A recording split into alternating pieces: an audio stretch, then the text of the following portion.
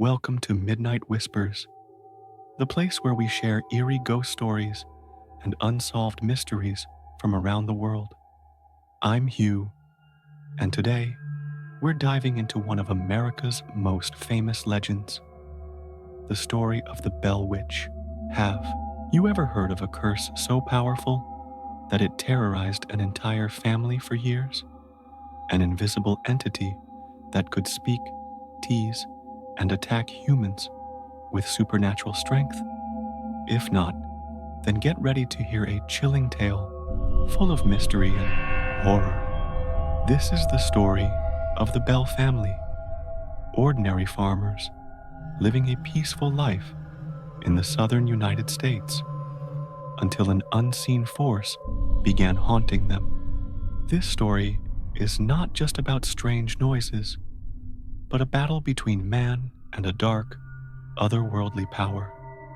Let's go back to 1817 in Robertson County, Tennessee, a wild land filled with dense forests and swamps. This was the home of the Bell family. John Bell was a typical farmer, tall, strong, with dark hair and a thick beard. Together with his wife Lucy and their children, they worked hard to build a modest farm. They were respected and loved by their neighbors.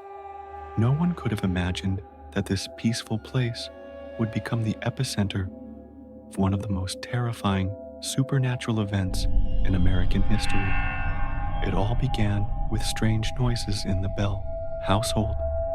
One dark night, John Bell heard knocking coming from the living room, but when he opened the door, no one was there. These knocks weren't a one-time thing. They repeated over and over, sometimes soft like a heartbeat, sometimes pounding like war drums, frightening the entire family. But that was just the beginning. One time, Lucy Bell was preparing dinner when suddenly a pair of scissors flew out of her hand and stuck into the wall behind her. Everyone in the house felt the invisible presence, but no one could see any figure.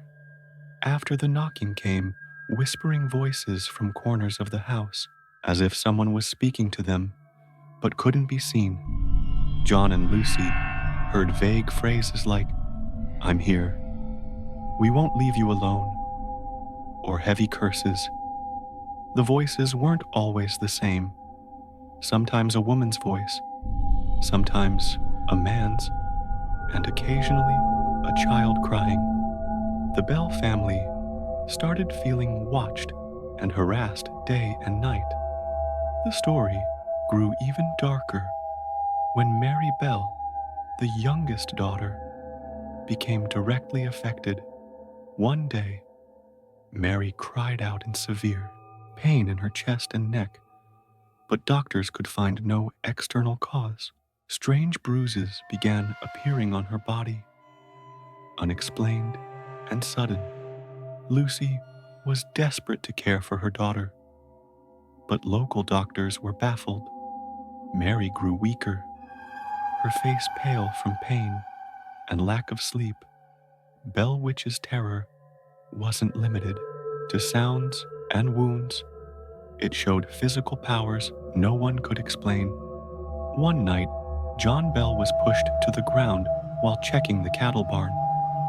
Another time, Lucy felt an invisible hand squeezing her throat, nearly suffocating her. Sometimes, chairs moved by themselves across the floor, or objects floated in midair. The entire Bell family was terrified and afraid to stay alone at night. As the disturbances grew worse, the family began calling the entity the Bell Witch, the witch or spirit haunting the bells. Bell Witch was not a mindless ghost, but seemed to have intelligence, able to communicate by knocking in patterns and even speaking clearly, sometimes teasing, sometimes threatening. The events soon drew the attention of neighbors and curious visitors. A local spiritualist named Richard Williams was invited to investigate. Richard witnessed strange phenomena himself: knocking answers, strange voices, and invisible attacks aimed at him. Bell Witch's threats became more chilling. It once told John Bell that it would cause his death by choking, and in time, John Bell died in a mysterious choking incident. The Bell family knew they were dealing with a dark, unforgiving force. The true origin of Bell Witch remains a mystery. Some say it was the spirit of Kate Batts, a neighbor who had a bitter dispute with the Bells and cursed them before she died. Others believe Bell Witch was an ancient supernatural entity awakened by tragedy and resentment. Whatever it was, Bell Witch haunted the Bell family for years, bringing terror beyond what most can imagine. These events were just the beginning. Soon, the Bell Witch would reveal itself more openly, with actions far more violent and uncontrollable. As the haunting progressed, the Bell Witch's presence became more aggressive and undeniable. It wasn't content with simple knocks or whispers anymore. The entity began to physically interact with the family, sometimes violently. The nights grew darker and filled with an ominous tension that no one could escape. One of the most terrifying experiences involved John Bell himself. The witch repeatedly told John that his death would come by strangulation, a chilling prophecy that would soon come true. Over time, John's health deteriorated mysteriously. He suffered from an unexplainable illness that left him weak and gasping for air, as if something unseen was squeezing his throat. Neighbors who came to visit the Bell family also reported encounters with the entity. Some claimed to hear disembodied voices mocking them, while others felt cold hands brush against their skin.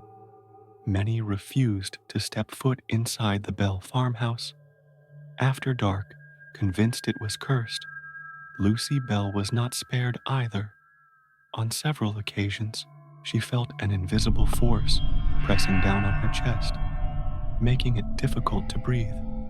Once, she was pinned to the floor by a force she could neither see nor fight. Despite her fear, she remained steadfast, trying to protect her children from the relentless torment. Mary Bell's suffering continued as well. Her mysterious bruises appeared and disappeared, sometimes seeming to move across her body. At times, she was heard screaming in pain, though no one could find any physical cause. The community whispered about possession and curses, fueling the family's isolation. The Bell Witch's voice was heard not only in the Bell household, but throughout the surrounding woods. Some locals reported hearing eerie laughter and strange chanting late at night. The entity seemed to have power far beyond the farm. Richard Williams, the spiritualist who visited the Bells, attempted to communicate with the entity. He reported conversations with a voice claiming to be Kate, a woman wronged in life and returned to exact revenge. According to Williams, the Bell Witch was intelligent, cunning, and merciless. The haunting lasted for years, a nightmare that never ceased. John Bell eventually died, his death exactly as foretold, strangled by an invisible force. But even after his passing, the entity continued to torment Lucy and the children, refusing to leave. Over time, the story of the Bell Witch spread far beyond Tennessee. It inspired fear, curiosity, and countless investigations.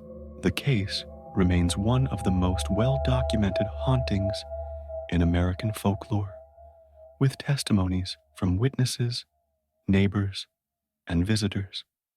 The true nature of the Bell Witch is still debated. Was it a restless spirit, a vengeful witch, or a supernatural force beyond human understanding? The evidence points to something far darker than a simple ghost story. The Bell Witch legend has endured for over 2 centuries, influencing countless books, movies, and paranormal studies. Its haunting is a chilling reminder that some forces and some curses never truly fade away. Next, we travel to Louisiana, to one of the most haunted plantations in America, the Myrtles Plantation. This eerie estate holds dark secrets, restless spirits, and a history soaked in tragedy.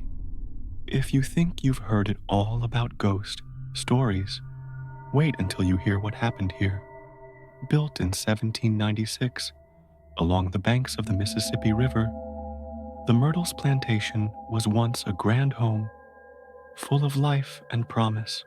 But beneath its beauty lies a sinister tale that has haunted generations. A story of murder, betrayal, and restless souls trapped between worlds. Let me take you back to the early 19th century, when the plantation was owned by Clark Woodruff and his family. Clark was a prosperous planter, proud of his home and family. But beneath the surface, secrets festered, secrets that would soon unravel in the most horrifying way. It all started with the arrival of a new servant, a woman named Chloe. According to legend, Chloe was a slave with knowledge of herbal medicine, but also rumored to be involved in dark magic. Some say she had a cursed past, though no one knew the full truth. Chloe quickly became indispensable in the household, trusted by the family, but also feared by others. The atmosphere in the plantation changed subtly. Whispers of strange happenings began to circulate among the servants and family alike. One night, tragedy struck. The Woodruffs' youngest daughter, Sarah, was found poisoned. No one could figure out who was responsible. Suspicion fell on Chloe, accused of using her dark arts to harm the family. In a cruel twist, Chloe was punished severely, though her guilt was never proven. But the nightmare didn't end there. Shortly after Sarah's death, the plantation was plagued by unexplained phenomena. Footsteps echoing through empty halls, ghostly figures glimpsed in mirrors, and sudden drops in temperature that left the rooms icy cold. Many believe that Chloe's spirit never left Myrtle's plantation. Some claim to have seen her apparition near the old oak tree, her face half covered by a green turban, watching silently as if seeking revenge or justice. Guests and staff over the centuries have reported hearing children laughing in empty rooms, doors slamming shut on their own, and even the sound of piano music playing when no one was near. The plantation's most famous ghost story involves a mirror, an antique mirror said to trap the souls of those who die violently or tragically. Visitors swear they can see faces pressed against its surface, trapped forever in a shadowy realm. These strange occurrences have made Myrtle's Plantation one of the most studied and visited haunted locations in the United States. Whether skeptic or believer, no one can deny the eerie atmosphere that hangs heavy over the estate. And this is just the beginning of the mysteries surrounding Myrtle's Plantation.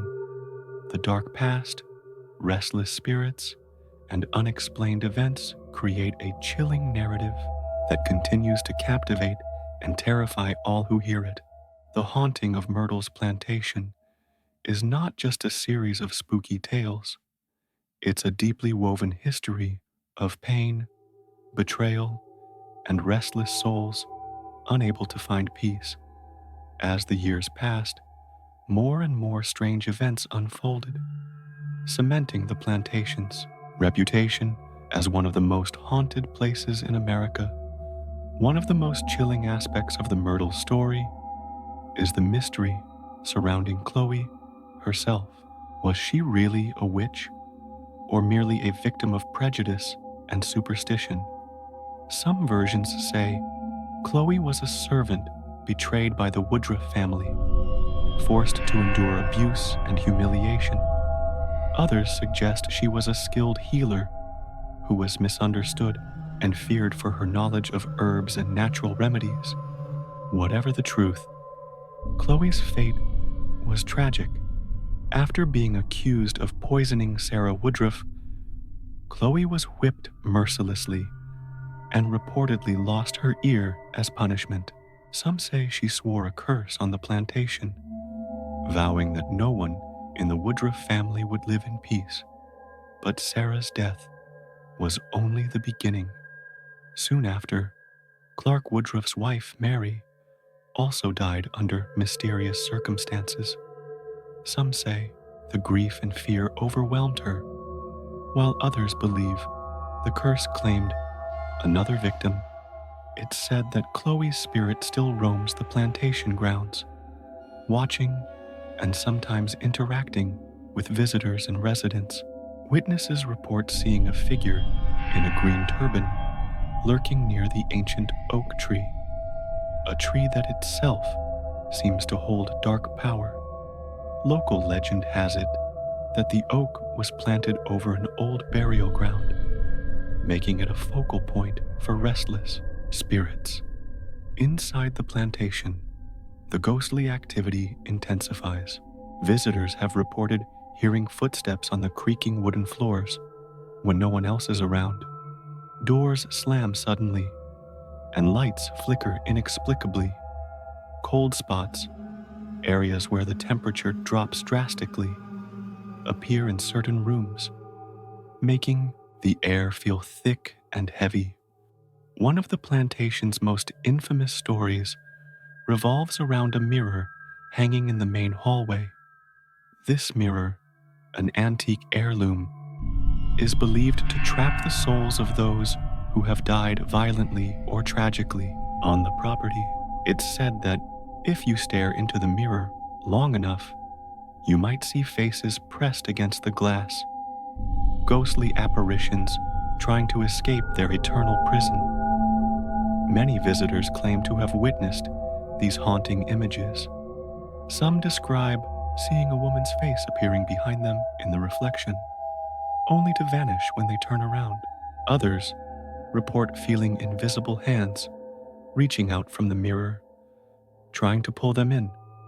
The story of the mirror has become so well known that paranormal investigators have made it a primary focus of their research at Myrtle's plantation. Equipment placed around the mirror often picks up unexplained voices and strange electromagnetic readings. The plantation also hosts the spirits of children, or at least, that's what many visitors believe. There are frequent reports of laughter echoing through empty rooms, tiny footsteps pattering down hallways, and even fleeting glimpses of small, shadowy figures playing in the gardens. Some say these child spirits belong to the Woodruff children who died young, their souls trapped in the plantation forever. Others believe they are the children of slaves who lived and worked on the estate, their presence lingering in the places where they once played and toiled. The Myrtle's plantation has also witnessed violent incidents that feed into its dark reputation. One such event was a murder that occurred in the 20th century, when a woman was reportedly killed inside the house under mysterious circumstances. Her spirit is said to now haunt the same rooms, her cries sometimes heard late at night. Throughout the years, Numerous paranormal experts, historians, and thrill seekers have attempted to uncover the truth behind the Myrtle's supernatural activity. Some have documented EVP, electronic voice phenomena, capturing chilling whispers and voices that seem to respond to questions. Others have caught shadow figures on camera or recorded unexplained cold spots. Skeptics argue that many of these stories are exaggerated or the result of overactive imaginations, fueled by the plantation's macabre history. But even the skeptics can't deny the eerie atmosphere and the genuine fear some visitors experience while inside the walls of Myrtle's plantation. Adding to the plantation's mystique is the sprawling, centuries-old oak tree that dominates the front lawn. This tree is covered in thick moss and has massive, twisting branches that create haunting shapes in the moonlight. The tree is sometimes called the Haunted Oak, and many believe it's a gateway between this world and the spirit realm. Legend says that beneath the roots of this ancient oak lie the remains of Chloe herself, or perhaps victims of other tragic events on the property. It's said that the tree absorbs the anguish and unrest, which is why so many spirits seem tied to this location. Visitors who dare to walk beneath the haunted oak report feeling a sudden chill, hearing whispers, or seeing shadowy figures darting between the branches. Some even claim the tree itself seems to watch them, an ever-present sentinel guarding the secrets of the plantation. Another eerie feature of Myrtle's plantation is the piano room. Though no one has played the instrument for decades, many have reported hearing music drifting through the halls. Soft, melancholy melodies that fill the air with sorrow. Some say it's the spirit of Sarah Woodruff playing, a haunting reminder of the life she lost too soon. Throughout the plantation, mirrors, photographs, and antique furniture seem to be conduits for paranormal activity. Objects move on their own, portraits' eyes appear to follow visitors, and sometimes cold breath can be felt on the neck as invisible presences brush past. The plantation's history is not just about ghosts, but also about the brutal realities of the antebellum South. Slavery, violence, and broken families. Many believe that the spirits trapped within these walls are souls who suffered injustice and pain, forever bound to the land where their lives ended in tragedy. In recent years, Myrtle's plantation has become a popular destination for ghost hunters and tourists seeking a glimpse into the supernatural. Nighttime tours offer visitors a chance to experience the chilling atmosphere firsthand. But many report feeling uneasy, hearing unexplained sounds, or even witnessing apparitions during their visit. The plantation's caretaker once shared a story about waking up in the middle of the night to the sound of children giggling in the hall, only to find the hallway empty. Another time, he described seeing a shadowy figure standing at the foot of his bed before it vanished into thin air. All these stories contribute to a growing legend, one that refuses to fade despite the passing centuries. The Myrtle's plantation remains a place where the veil between the living and the dead feels dangerously thin. Whether Chloe's spirit still wanders, seeking justice or revenge, or if the many ghosts are the echoes of past lives trapped by violence and sorrow, one thing is clear. The Myrtle's plantation is a haunting reminder that some histories refuse to rest quietly in the past. Those who visit come away with more questions than answers, sensing that beneath the plantation's elegant facade lies a dark, restless world that continues to reach out from beyond the grave. After the eerie tales of the Bell Witch and the haunted Myrtle's plantation, we now turn to a more personal and unsettling kind of haunting, the story of the Shadow Man in my room. Unlike distant legends rooted in centuries-old history, this story hits close to home. It's a tale many have whispered about late at night, a dark figure lurking just beyond sight, watching silently, a presence that chills the very air around you. You might think shadows are just tricks of the light, or that your mind plays tricks when the room grows dark and quiet. But what if the shadow you see isn't a harmless illusion? What if it's something more? Something alive? Something watching? This is a story about a man, let's call him James, who experienced firsthand the terror of living with a shadow man in his room. What started as a subtle feeling of being watched soon spiraled into nights of pure dread, leaving James desperate for answers and peace. James was an ordinary man living in a modest house on the outskirts of town. Nothing in his life suggested he would become the center of a haunting, but the shadow that appeared in his bedroom changed everything. It began subtly. At first, James would notice a dark shape near the corner of his room when he turned off the lights at night. It was always just at the edge of his vision, a vague, humanoid figure, tall and featureless. When he tried to look directly, it would vanish, attributing the sightings to tired eyes or tricks of the moonlight filtering through the window. James tried to ignore it, but the feeling of unease grew stronger. He began to dread going to bed. Then came the nights when James felt cold, an unnatural chill that didn't seem to come from the weather or drafts in the house. His skin would crawl as if invisible fingers were brushing against him. Sometimes he felt the weight of the shadow pressing down on his chest, making it hard to breathe. The presence didn't just lurk silently.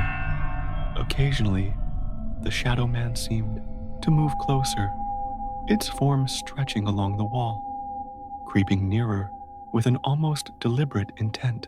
James would wake up, heart pounding, to see the silhouette standing at the foot of his bed, unmoving, as if waiting. Sleep became impossible. Nightmares plagued him, dark dreams filled with shadowy figures, suffocating darkness, and whispers he couldn't understand. During the day, James felt drained, haunted by the unseen torment. Desperate for relief, James sought help. He consulted friends, psychologists, even spiritual advisors. But no matter what he did, the Shadow Man remained, an unyielding presence that refused to be ignored. One of the most terrifying moments came when James tried to confront the shadow directly. Armed with a flashlight and a voice trembling with fear, he called out to the figure in the darkness. The room went cold. The shadow seemed to pulse, as if alive. Then, without warning, it lunged, not physically, but a surge of overwhelming dread slammed into James, sending him sprawling to the floor.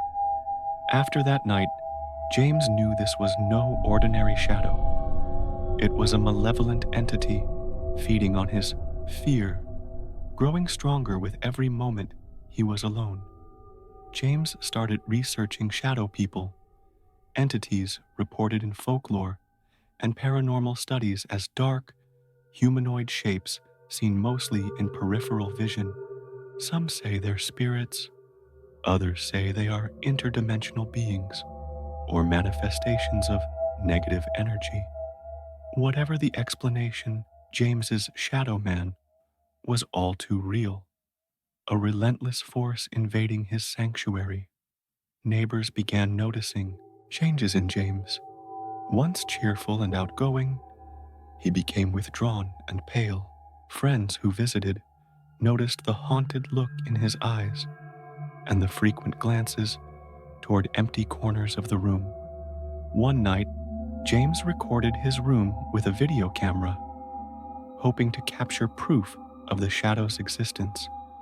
Reviewing the footage, he found chilling images, dark shapes flickering on the walls, unexplained movements, and a chilling moment when the camera's light dimmed as if something was absorbing energy. The recordings added weight to James's claims but didn't bring him peace. The shadow man's grip only tightened. James began to hear whispers in the silence, voices just beyond comprehension, speaking in tongues or fragmented words. At times, the whispering would crescendo into maddening noise, leaving him disoriented and frightened. Friends suggested moving, but James felt trapped. Wherever he went, the shadow seemed to follow, lurking at the edge of perception, a constant reminder of his torment. As the weeks turned to months, the boundary between reality and nightmare blurred. James's waking hours were haunted by the shadow's presence, while his dreams became a battleground of darkness. This is not a story with easy answers or happy endings. It is the story of a man caught between worlds, fighting an unseen enemy in the quiet of his own room. The torment only grew worse for James as days turned into restless nights. The shadow man, once just a fleeting shape in the corner of his eye, now dominated his entire world. Its presence was overwhelming, a constant weight pressing down on his mind and soul. James's desperation drove him to seek answers beyond the ordinary. He began researching ancient texts and modern accounts of shadow people, hoping to find a way to banish the dark figure that haunted his nights. Many cultures describe shadow beings as entities caught between dimensions, creatures that feed on fear and negative energy. Some legends say they are spirits of the dead. Others suggest they are demons or interdimensional travelers. The common thread, however, is their malicious nature and the chilling effect they have on those who encounter them. James found references to protective rituals, salt lines, holy water, candles, and prayers meant to create barriers against evil. He tried them all, but the shadow man seemed immune, growing stronger instead of weaker. One evening, after a particularly harrowing day, James invited a paranormal investigator named Evelyn to his home. Evelyn was known for her expertise in shadow phenomena and had helped others plagued by similar entities. When Evelyn arrived, the atmosphere in James's room was thick with unease. She immediately set up cameras, EMF detectors, and audio recorders, determined to capture evidence of the shadow man. As night fell, the room's temperature dropped dramatically. Evelyn and James felt chills run down their spines as the shadows lengthened and darkened unnaturally. The EMF meter spiked erratically, and faint whispers could be heard through the audio equipment. Suddenly, a figure appeared near the corner, darker than the darkness itself, taller than any human, with eyes that seemed to burn with cold fire. Evelyn calmly spoke into a recorder, asking the entity to identify itself. The response was chilling. A deep, guttural voice whispered a single word: fear. Evelyn explained that the Shadow Man fed on James's terror, growing more powerful as his fear intensified. To weaken it, James needed to confront his dread, not run from it. The next days were the hardest. James forced himself to stay in the room, refusing to give in to panic. Each night, the Shadow Man's presence was more aggressive. Walls seemed to close in, the air became suffocating, and the whispers turned into menacing threats. But James held on. He recited protective prayers, surrounded himself with salt lines, and refused to flee. Slowly, the shadow's power began to wane, its form flickering and fading during his moments of courage. One night, in a climactic encounter, James stood in the center of the room, facing the Shadow Man head on. "I am not afraid of you," he declared, voice steady despite his pounding heart. "You have no power over me." The Shadow Man recoiled, its dark figure twisting and distorting. A final, anguished scream echoed through the room before the presence vanished entirely, leaving James alone in the silence. Though the Shadow Man was gone, James knew the scars remained. The experience had changed him, teaching him that fear is a powerful force, but courage and determination can break even the darkest shadows. The story of James and his Shadow Man is a chilling reminder. Sometimes, the most terrifying hauntings are not rooted in distant legends or ancient curses, but in the quiet darkness of our own minds and homes. Many who have encountered shadow people describe similar experiences: a feeling of dread, suffocation, and being watched by something unseen. Some never escape the grasp of their shadows, while others, like James, find a way to fight back. So, if you ever see a shadow moving just out of sight in your room, or feel a presence when you're alone, remember James's story. Fear may be the enemy, but it doesn't have to be the victor. After the shadows left James's room, and the terror of his nightly hauntings faded into memory, you'd think the worst was over. But as our journey through the most chilling ghost stories continues, we leave behind the modern terrors of shadow figures and turn to a very different kind of mystery. One carved in wood, nailed in place, and stretching endlessly through twisted corridors and haunted silence.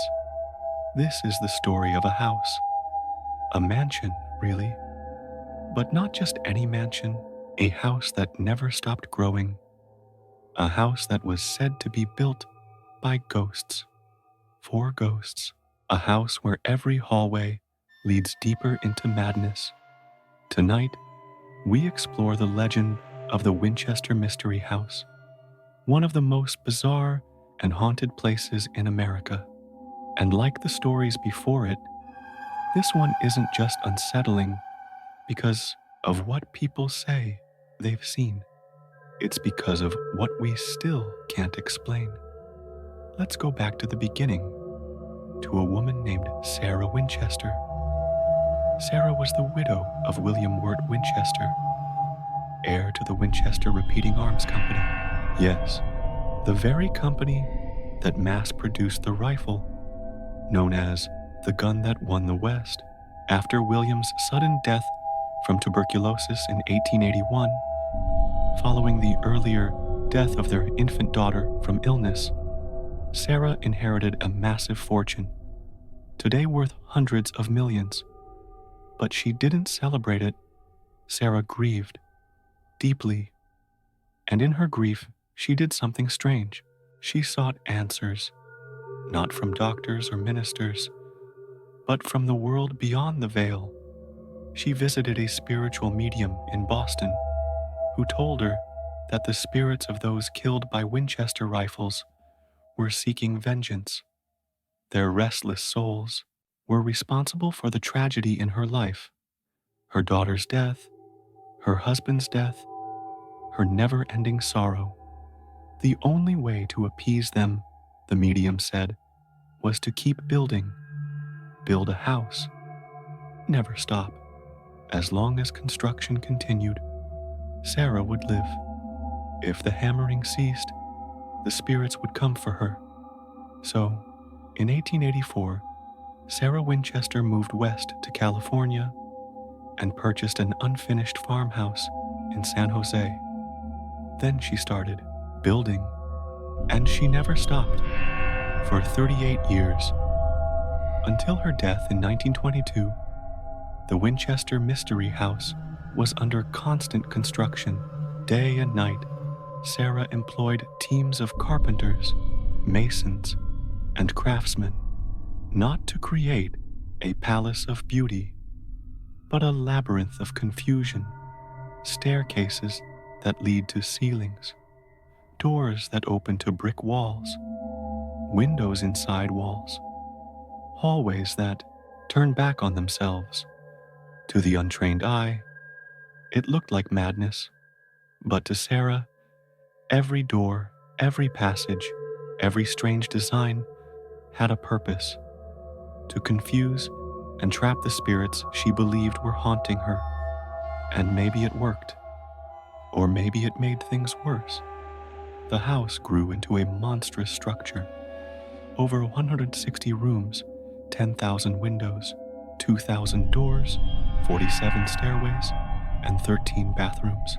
Sarah was obsessed with the number 13, incorporating it into nearly every aspect of the house. 13 windows in a room, 13 steps on a staircase, 13 panes of glass. But the real question is this: was Sarah Winchester merely grieving, or was she seeing something no one else could? Visitors to the house during Sarah's lifetime claimed she held nightly seances in the Blue Room, a hidden chamber deep within the mansion. There, between midnight and 2 a.m., Sarah would sit in silence, calling to the spirits. The servants were forbidden to enter during these hours. Some claimed they heard voices, whispers, pleading, commands. Others said they saw lights flicker when no one was there, doors opening and closing on their own, or cold winds sweeping through sealed rooms. Sarah designed the mansion like a trap. She would sleep in a different room each night, following no pattern to prevent the spirits from finding her. And always, construction continued. Sometimes entire rooms were torn down and rebuilt differently days later. Workers told stories of hearing footsteps in empty halls, of feeling watched from behind, of tools disappearing and reappearing in odd places. One carpenter reportedly fell from a scaffolding after being pushed, though no one else was there. After Sarah's death in 1922, the hammering finally stopped. The house was left in a bizarre state, unfinished, chaotic, and deeply unsettling. Entire wings led nowhere. Secret passages connected distant corners. Some rooms were sealed entirely. And that's when the hauntings really began. Caretakers of the Winchester house, after Sarah's death, began reporting strange occurrences. Disembodied voices echoing in the halls, phantom footsteps walking the upper floors, doors slamming without wind. One recurring figure is seen often: a man in old-fashioned work clothes, believed to be a ghost of one of Sarah's longtime carpenters. He's often spotted in the basement or near the boiler room, where heavy footsteps and clinking tools are heard late at night. Visitors have captured strange orbs, unexplained cold spots, and even figures appearing in windows, especially in rooms that are sealed shut or impossible to access. One of the most chilling areas is the Hall of Fires, a long hallway Sarah designed to keep warm during the cold nights.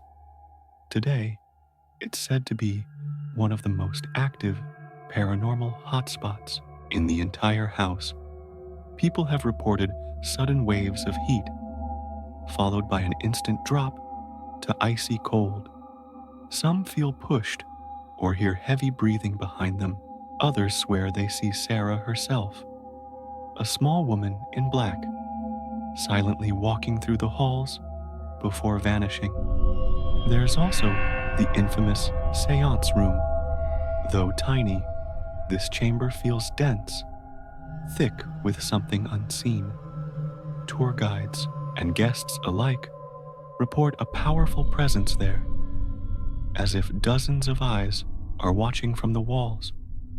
The room has only one entrance, but 3 exits, 2 of which are hidden. It's believed Sarah used it to secretly move around the mansion during her nightly spirit consultations. Paranormal investigators who've visited the Winchester house have recorded EVPs, strange whispers, and voices responding to questions. One investigator asked, "Who built this house?"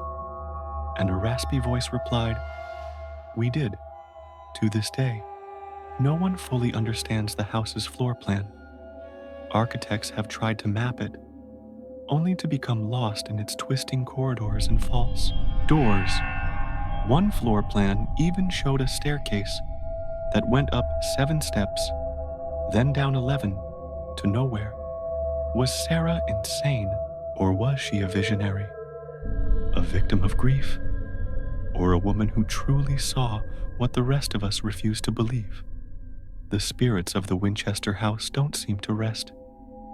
Even now, more than a century later, guests visiting the home report inexplicable sensations, being watched, sudden nausea in certain rooms, the overwhelming feeling of not being alone. And always, the question remains, was Sarah building her own prison? Or was she trying to protect the world from the very spirits the Winchesters' rifle created? The Winchester Mystery House is more than just a mansion. It's a living riddle, a swirling storm of grief, guilt, and ghostly energy held together by nails, timber, and fear. The longer one studies it, the more the walls seem to close in, as though the house itself were aware, alive, and pulsing with memory. And while we left off with Sarah Winchester's death in 1922, that was not the end of the story. If anything, it was the beginning of something even stranger. After Sarah passed, her personal belongings were quickly removed, but the house, the true monument to her anguish, was left as it stood. The workers vanished, the hammers went silent, but the spirits? Many believe they never left. A local investor purchased the property and opened it to the public within months. Curious thrill seekers, skeptics, and believers flooded through the creaking doors of this endless house of madness. What they found was more than they bargained for. Tour guides began sharing eerie experiences, lights that flickered with no electrical source, cold spots in hallways without windows, the scent of roses in rooms where no flowers had been placed.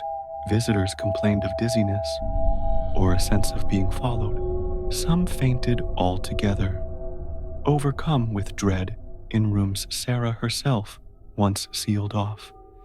And then there were the apparitions. The most frequently reported ghost is that of a woman in mourning, believed to be Sarah herself. always clad in black. With a dark veil over her face, she appears most often in the seance room, the gardens, or the second-floor hallways. Tourists who have seen her often describe the same thing. She does not speak. She simply watches. There are also tales of shadowy men, not unlike the entity James encountered in his own home, lurking in the corners of the Winchester house. Some say these are the restless spirits of the men who died from Winchester rifles. Others claim they are spirits summoned by Sarah, entities caught in the confusing layout of the mansion, doomed to wander its eternal maze. Employees report doors slamming shut behind them, only to find no one on the other side. Footsteps follow them through the halls. Disembodied whispers echo late into the night, and sometimes, out of the corner of the eye, shape moves, tall, dark, featureless. Paranormal investigators continue to visit to this day, and many leave with unexplained recordings, chilling EVPs, sudden equipment failures, and occasionally a voice captured in total silence saying, "Keep building." Perhaps the most disturbing phenomenon is the house's behavior. You see, some believe the Winchester house is not just haunted, it's sentient.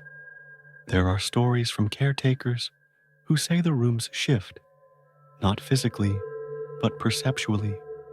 A hallway you walked through one way leads somewhere else entirely.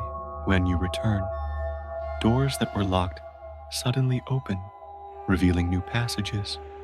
Even floor plans of the house have changed between surveys. Some call it madness. Others say it's the work of a deeply disturbed mind. But for those who've spent long hours in the house, alone and in the dark, the conclusion is different. The house is alive, and it remembers. Let me tell you about a man named Anthony, a former night watchman who worked at the house during the 1980s. He never believed in ghosts. To him, the stories were just tourist bait. But over his 5 years on duty, his view changed entirely.